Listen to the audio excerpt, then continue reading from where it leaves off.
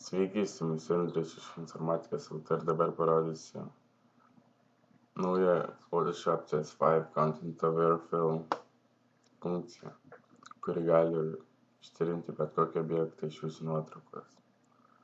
Šioje pamokoje bandysime ištrinti šį bachūrą. Taigi renkamės Magic Wand Tool ir laikydami Shift bandome pažymėti visą jį.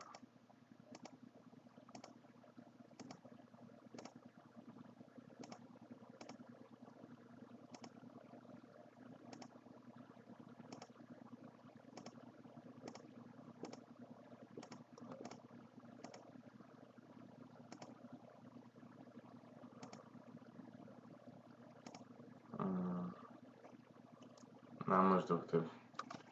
Tada einame į Select, Modify, Expand ir rašome 10 pikselių. Spaudžiame OK. Tada spaudžiame Backspace, tai yra vienas mygtukas aukščiau Enter. Pasirenkame Use Content Aware Fill ir spaudžiame OK.